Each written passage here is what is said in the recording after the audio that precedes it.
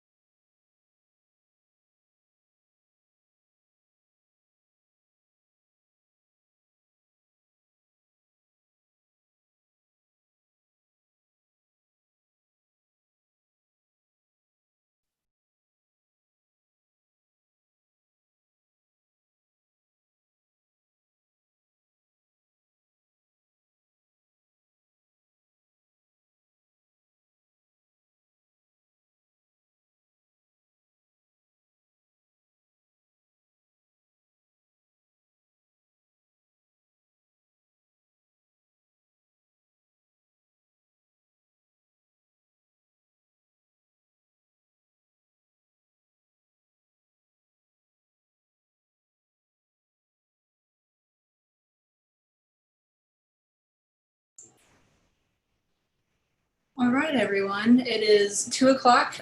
There will probably be a few more people struggling in here the last few minutes, but I just want to introduce myself. I am Katie Gertler. I am the Senior Media Producer for Campus Life. I oversee the Media Production Department for the Office of Student Involvement, which includes all art requests for student organizations, as well as other media production for the Office of Student Involvement and the larger umbrella of Campus Life. I'm joined by Jessica Mode, who's going to be moderating this session for all of us. She'll be checking out the chat and see if you have any questions. And after every section we go through, I'll ask if there are any questions, and Jessica will let me know if there's any in the chat. So if you have anything that pops up as we're going, feel free to drop anything into the chat.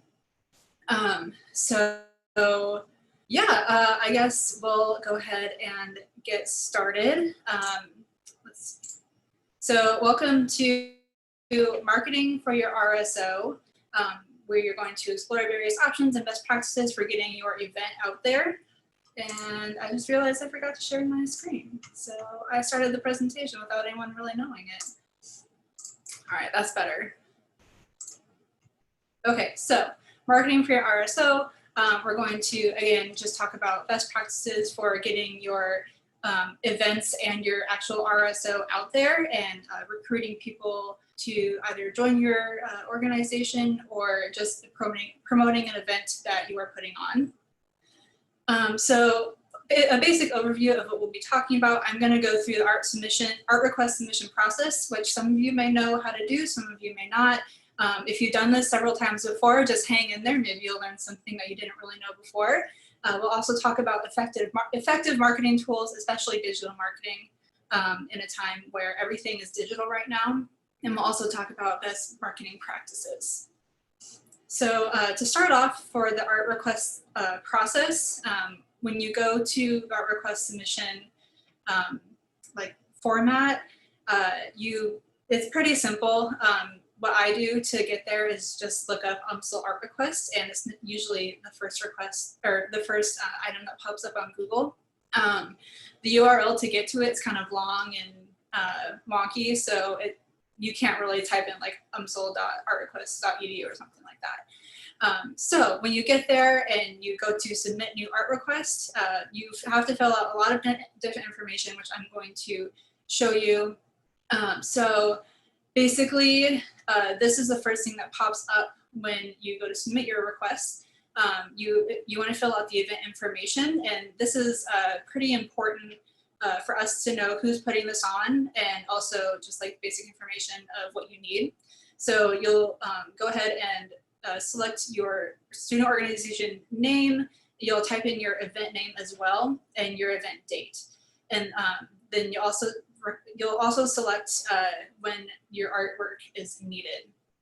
So event name, like let's say, just as an example, UPB, they're putting on an event called Meet UPB Extravaganza, which they just put on. So they would type out Meet UPB Extravaganza because that's the name of the event, and they'd also enter the event date. So keep in mind that you cannot select an event date or date needed that is farther out, or that is closer than 2 weeks to the current date. So if I'm submitting a request right now and I have an event for next Wednesday, which I think is September 4th or 3rd, I can't select that date. It has to be at least 2 weeks out. And then you also need to remember that we need 2 weeks to complete the request. And so you also need about 2 weeks to advertise for your request or for your event after you have all the final files. So keep that in mind. You want to submit at least 1 month before. If you submit 2 weeks before your event, then you're going to get the artwork right when your event's happening, and you're not going to have time to actually advertise for it. So moving on to the type of project, this looks a little bit different than it has in previous years.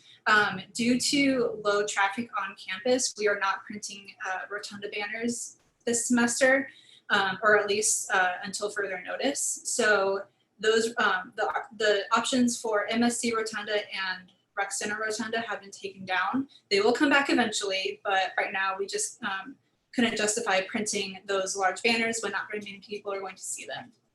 So I know that there a lot of people have relied on only rotunda banners in the past, but now I'll get further into that a little bit later. So we're going to really be relying on digital marketing techniques instead of just, hey, print this banner for me and hang it up. Because even like last semester, that wasn't really enough. And now it's definitely not going to work very well. So select the formats that you want to use. Many people will select JPEG image and digital signage. Some may select the My Engage banner, just whatever you think fits for your event the best. Right now, I would say the 3 key items you should be checking are JPEG image, digital signage, and My Engage banner. You can also select if you want a flyer, small handout, that's fine. If you are actually going to print things out and hand them out. But like I said, that's really not happening very much right now. So you might, if you don't have a specific need for that, then just bypass those formats. you should only check what you need, because then that just kind of wastes our time on our end, and then you get files that like you don't even know what to do with. You don't have anything to do with them. There are other different file types down below as well. We do more than just event requests. If you need a logo or a t-shirt for your organization, if you need a brochure or anything else you can think of, if it's not listed here, you can still check other and then write out in the notes, which I'll show you in a minute, what you need. And if you're ever not sure if we can do something for you, you're always free to reach out to me or any OSI graphic artists and ask. So I think some creative things that we've gotten recently are like coloring pages for events, which obviously that's not listed here, but it's still a fun thing to do. And it was a creative thing, so while it's not listed here, just ask if we can do it and we can work something out. So this is where you are going to input the text for your project under project text, and then notes is where you can leave any notes for us that we need to know for the art request. So I'll also go over in a little bit the best way to word your art request. So for art requests, basically we as me and my student graphic artists, we copy whatever is in this project text box here. We don't type anything out ourselves. We don't make up content for you. We only copy paste what's in here because first of all, we recognize we're not maybe the best spellers, maybe not the best at grammar. You know your event best. You know what needs to be on there. So under project text, you also want to make sure to include your event name and the event date. Just because you listed it up at the top of the request submission form doesn't mean you can bypass it for the project text. So whatever you want on your artwork needs to be under project text. And in notes, if you want to say like, hey, I want these specific colors, I want it to look this certain way, or if there's anything else, again, that we need to know to get started on this request, go ahead and put that under notes. Whatever is under notes won't end up on the actual artwork. It's just really extra information that we need to know. And the last section of our art request submission process is the file upload. So if you have any inspiration that you would like for us to base your request off of, you're welcome to upload those. If you have any logos that you need to be included, go ahead and upload. You can only upload five files. I don't think you would need any more than that, but if you do, then you're welcome to email, again, me or the graphic artist with those files. Keep in mind, we can't recreate something exactly you found on the internet because that's plagiarism and it's illegal. So we don't do that. So if you submitted this artwork you found that you thought was really cool and say, make this exactly like this, we can't do that because as designers, we have integrity. And again, that's very illegal to do, and that's stealing someone else's work. So the last few steps you want to take are, if this is a family-friendly event, include the Tiny Tritons approved logo. And then every time you submit, you have to check that you have read, understood, and agreed to the guidelines listed above, and then press submit.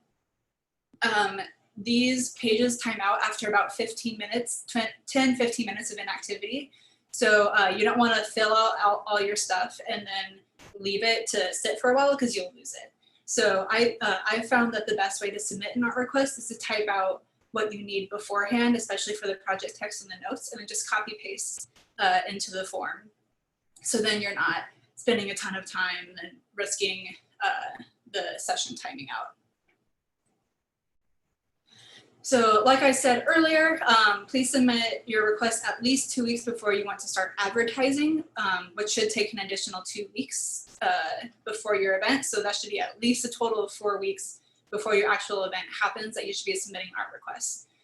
Just because you submit something doesn't mean we're going to get to it right away. It typically takes about a week and a half before we get to any new requests that have been submitted, because we service every registered student organization, and we service professional offices under student affairs as well.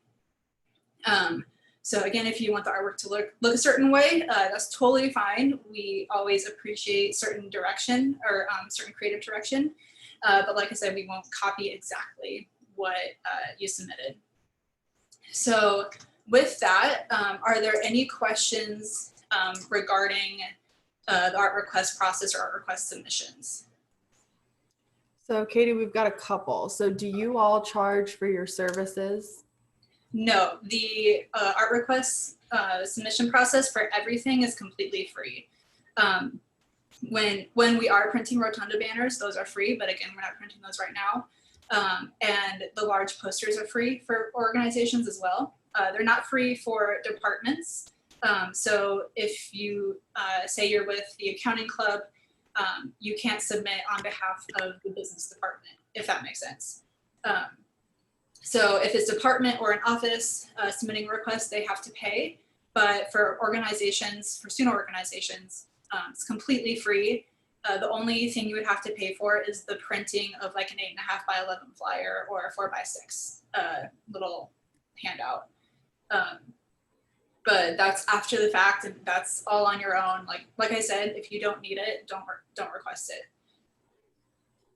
Okay, and then the next question, can you remind everyone how to get to the request page? Yeah, oops, sorry. So let's see if I can show you real quick. That might be a little easier. So if you look up UMSL art requests, there are a few different ways, but this is my personal favorite to get there. Usually this top link, art requests, and this will take you to the OSI website, and then scroll down to submit your request.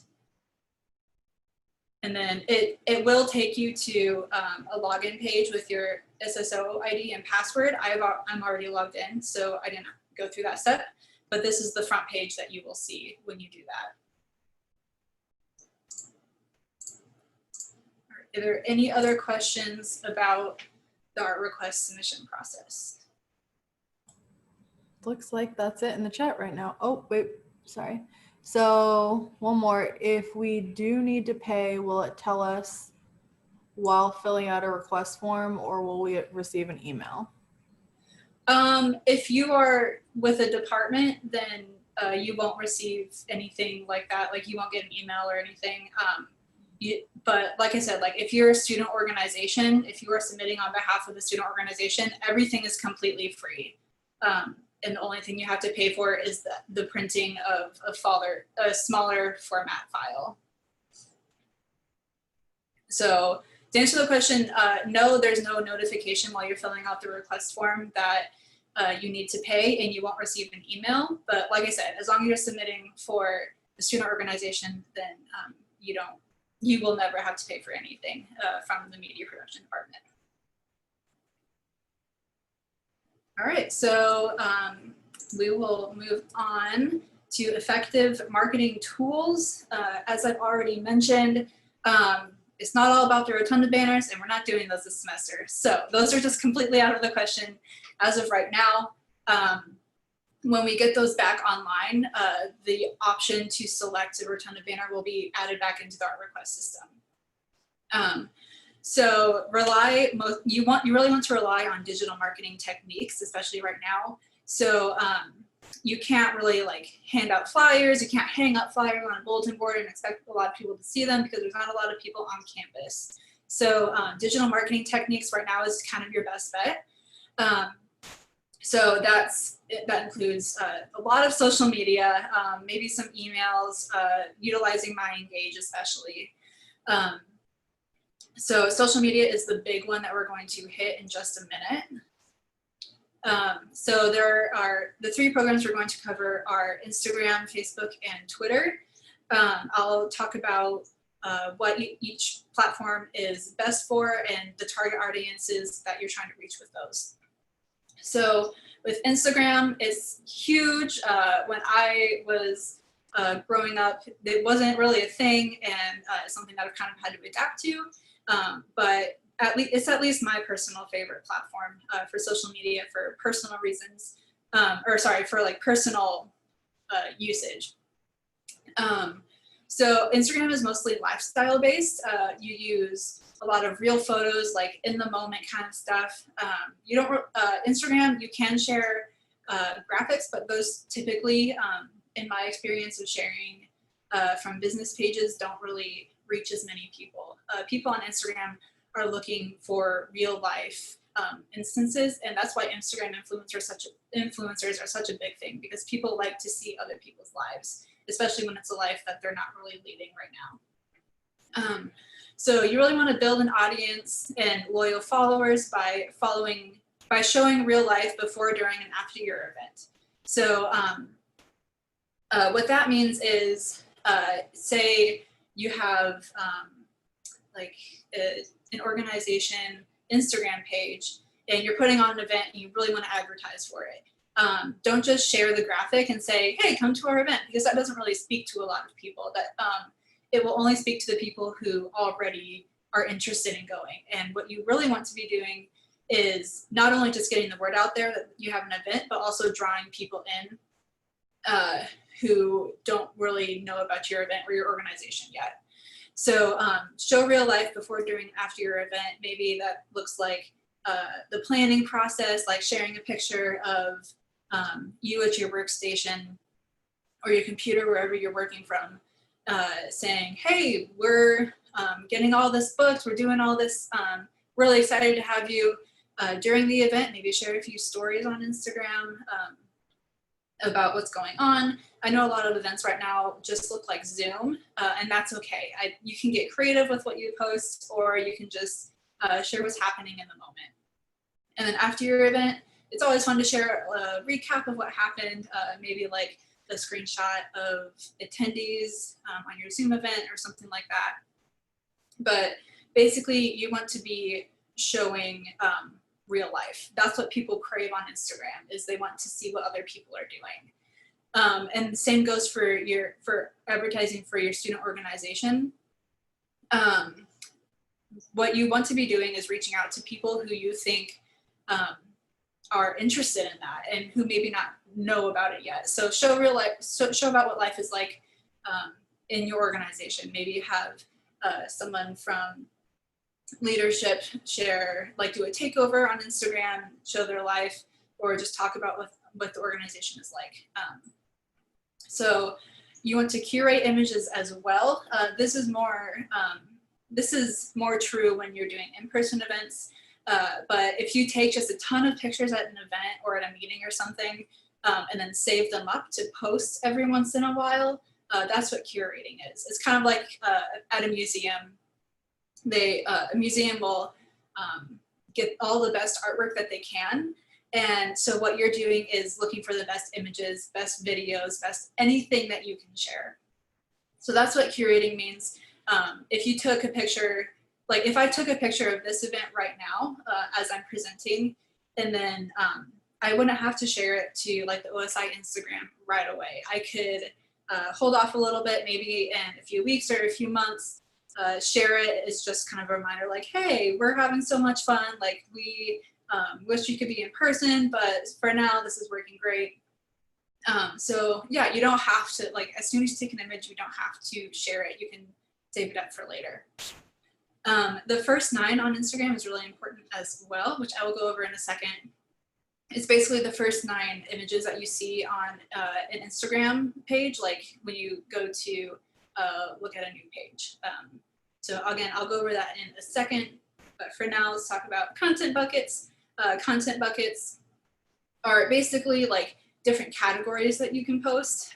So for an example, with Office of Student Involvement, one of our content buckets may be events like SOL, Leadership Discovery Summit, Advanced Leaders is basically like a category that you can pull from.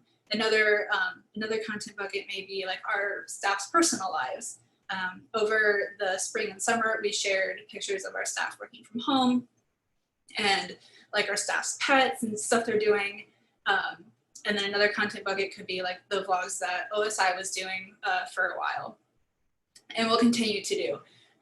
But that's basically what a content bucket is. It's just like categories you can pick from to make scheduling posts easier if that's what you choose to do. So for example, if you say like, oh, I have 5 different content buckets, this time I'm going to space it out. So that way you're not scheduling exactly what you're sharing. Like you don't have to schedule exactly, this is the picture I'm sharing with this exact caption. You can say, oh, well, in a week I'll share about Soul, and another week I'll share about my staff's personal life, kind of thing. So you do obviously eventually have to nail down what you're sharing, like the exact content you're sharing. But in terms of just scheduling out for like maybe a month in advance, content buckets are really good to use to make sure that you're getting a good mix of content. So again, back to the first 9 on Instagram. These are a few examples of the first 9 images that you see. So the 3 examples we have are from UMSL's actual Instagram page, UMSL Panhellenic, and UMSL Admissions. So these are all examples that I thought really captured the essence of what each account is. So when you go to an account, typically when someone goes, if they don't see what they're looking for in the first 9 images, then they bounce. They're gone. They're not going to follow you, like any of your images, interact with you at all. So you want to make sure that you're communicating who you are and what you do within that first 9 images. So as an example on UMSL, they have shared an image of a goose. They shared an image of Louis at a baseball game. There's a trident in there. There's another image of Louis, and then the rest are students and other events that may be happening around campus. So you see that maybe if you're from like Oklahoma and you see this, you don't really know what's going on. But if you're from St. Louis and you go to UMSL and you see this, you know that this is UMSL's Instagram page. So make sure to be conscious of what those first 9 images you're showing are. You don't want to just, again, have like 9 images of graphics that are just events, because if someone goes there and they don't really know what you are, they bounce. Like they don't really care because they're just being yelled at with this information on there. So UMSL Panhellenic is a good example of consistent color and consistent looks to the images. They mostly just share pictures of girls in their sororities. So if you come to this, you may or may not know that this is a sorority, but it still looks very consistent in terms of what images they're sharing and the color that they use. And the last first 9 example I'll show you is UMSL Admissions. Again, not as strong as say UMSL's example is, but they do have a lot of pictures around campus. They have red and gold, this event advertisement here, and a picture from around campus here and here. So basically, just follow these kind of examples. If you have any questions about, or if you want to see more examples, I guess, of the first 9, go to any major brand, like Nike, maybe like Toll House. I assume they have a website, or sorry, Instagram account. Just go to any professional brand, and you can, like, you'll be able to tell who they are just by looking at the first 9 images that they have. So moving on to Facebook. Facebook is pretty similar to Instagram, but at least in my experience, I prefer to promote events more on Facebook. So promoting your actual events and your organization as opposed to what your organization is about. So Facebook has a lot more features than Instagram. You can make groups, you can have events, anything else that I can't think of off the top of my head. So Facebook used to directly promote your events. Facebook is more kind of a platform where you feel like you're shouting out into the wind and hoping someone will notice, which is why you should be using that also like in collaboration with Instagram.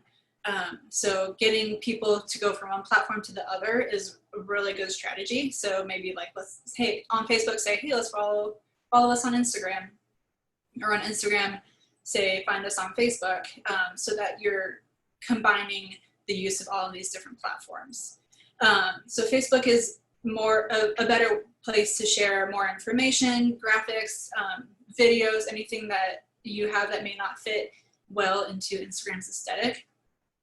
And then it's also easier to get engaged with your viewers event attendees and potential attendees.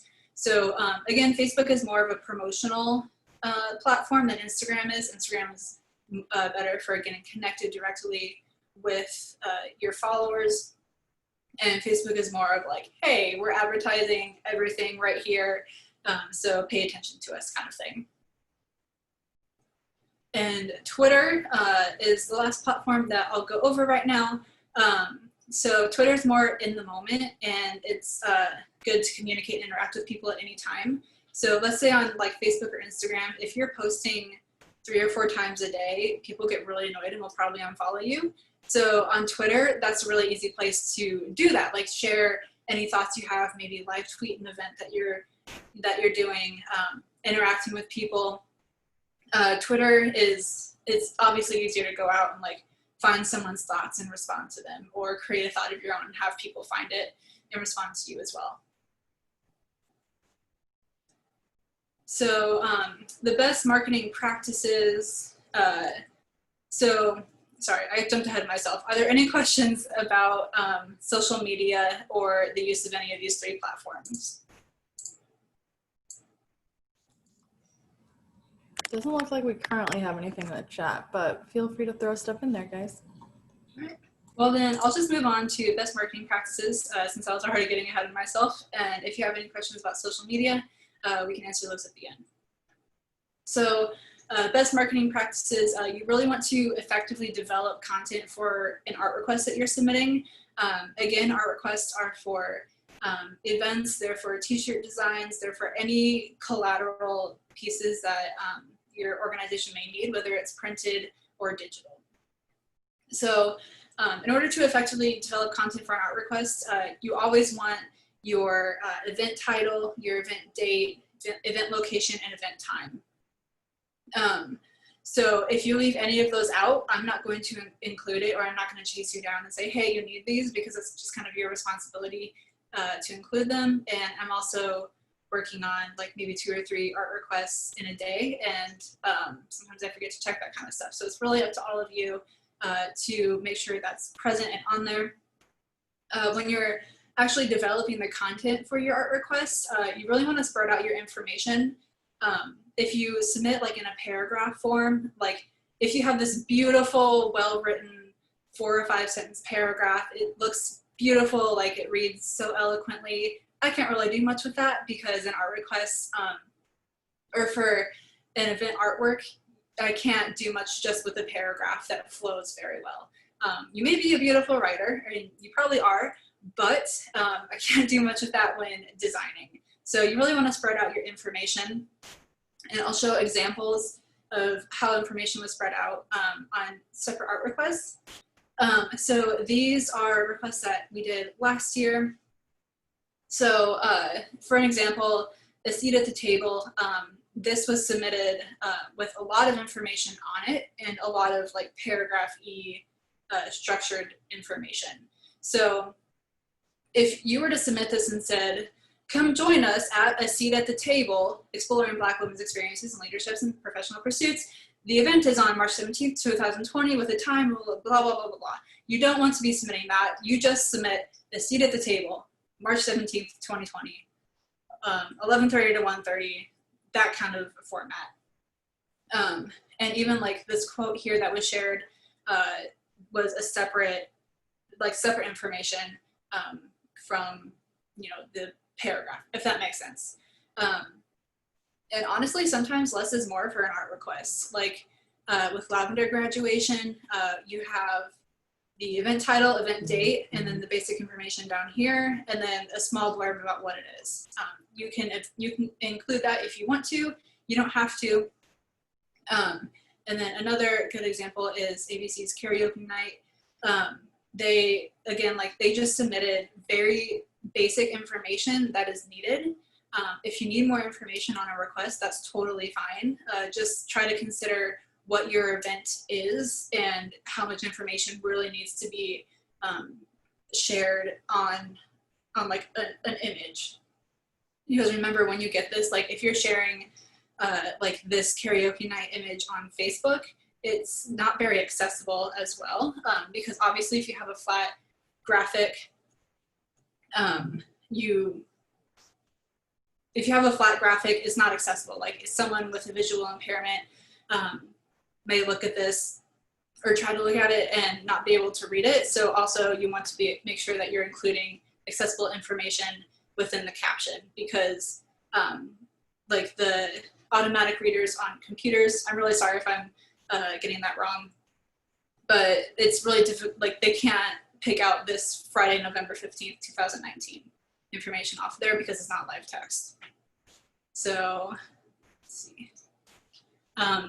Continuing on to best marketing practices, just in terms of actually advertising your event after you have the artwork, or even maybe before if you choose to advertise before, you want to set attainable goals. Don't say that I'm going to get half the campus population to join in on this. You want to make sure that you can actually reach your goals. So maybe say, okay, we normally have 10 to 15 people attend events, and we want to increase that to maybe 20 or 30. So how are you going to do that? Don't say, I'm going to jump from 10-person events to 200-person events, because it probably isn't going to happen, especially if you don't know how to get there. So define your target market. Again, like let's say accounting club. Maybe not everyone wants to join accounting club. I know I probably wouldn't have in college just because accounting isn't really my thing. So know who you're trying to reach and then speak directly to them. So if, let's say, again, I'll just pick on accounting club because it's the first thing on my mind. Let's say accounting club saying, I really want to reach more art majors. Why is that? That's, if you want to, great, but think about why you want to. Is it just because you want more people to join you? Or is it because you think they'll actually benefit from you and you'll benefit from them? So defining your target market is a really helpful first step in going forward with advertising for events and your RSO. Using more than one channel.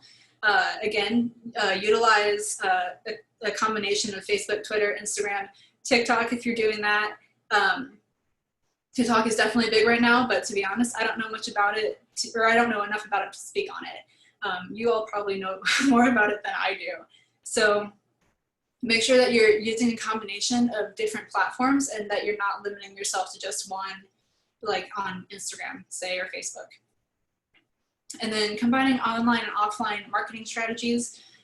Maybe that includes reaching out directly to people you think would benefit from your organization. Maybe reaching out to professors, asking them to work with you, or again, just reach out directly to students who would be interested in having along in your organization or attending a certain event. So that's it for my presentation.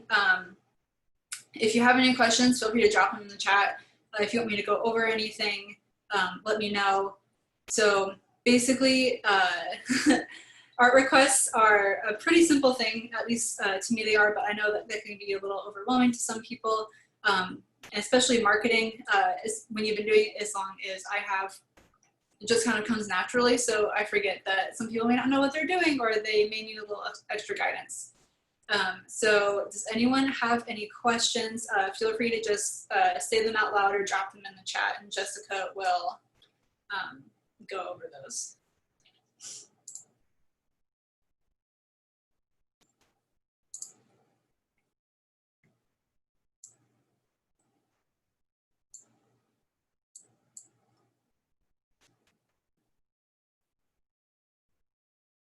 I'll also note that I didn't take as much time as I could have, but at the end of the session, Jessica is going to drop an attendance link in the chat that everyone should go fill out.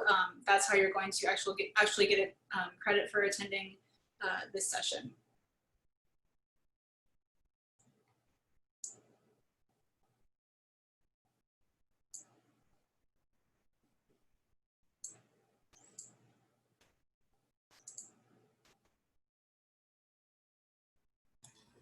Hey, Katie, is it okay if I share your email as well in the chat if people have questions maybe a little bit later?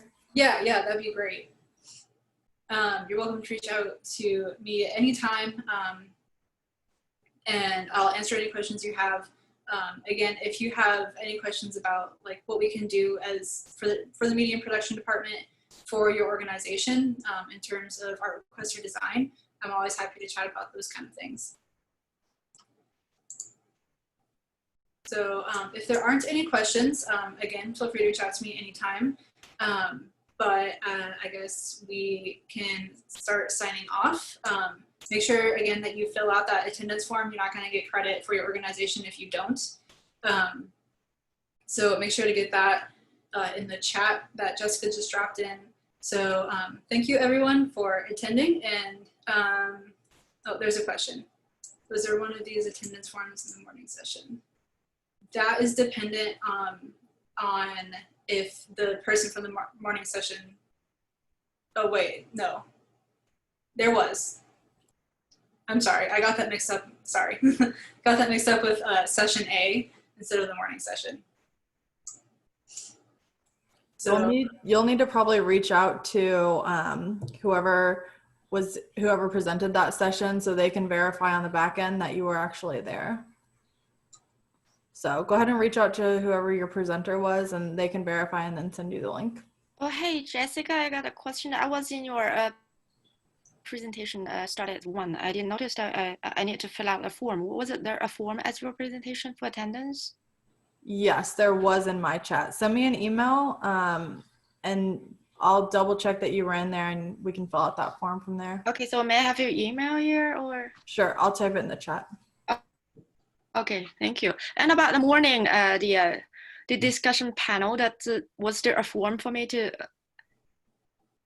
fill out for the attendance? I wasn't in that session, so I'm not sure if there was. Let me reach out and ask if there was real quick. Well, I didn't notice I need to fill out the form.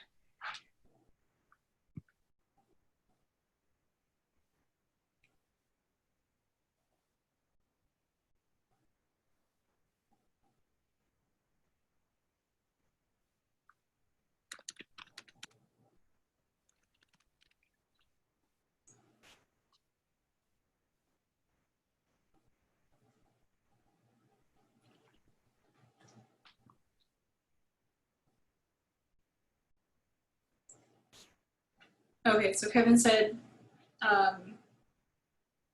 they can tell who signed on from the morning just by looking at that.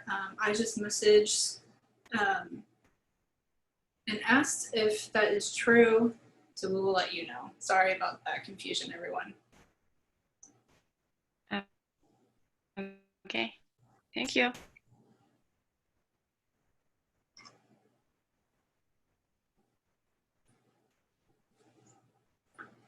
Well, while we wait, again, if you have any questions, let us know. If you have questions about anything that wasn't covered in the session, that's totally fine. We're happy to chat with anyone.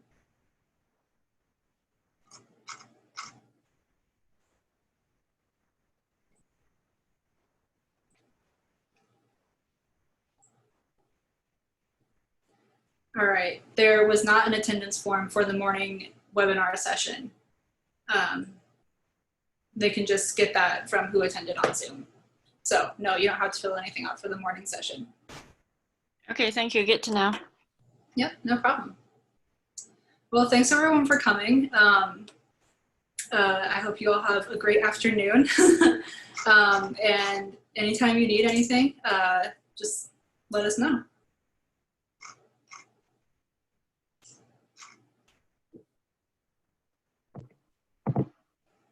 So my computer died when you guys sent out the form. Could you possibly resend it so I could fill that out? Yep, I'll get that sent. Thank you.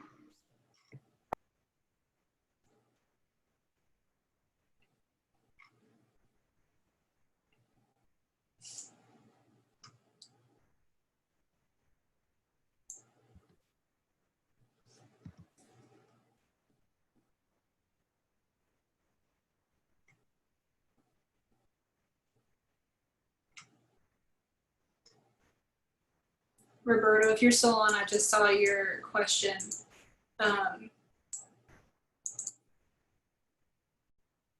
No, you don't need it approved before you submit the art request, but if there's anything inappropriate on that artwork, then we're not going to recreate it, and the request will be rejected, which you would get an email about. So no, the only reason you would have to submit your own graphics would be if we're printing out a rotunda banner or a large poster. Otherwise, or digital signage.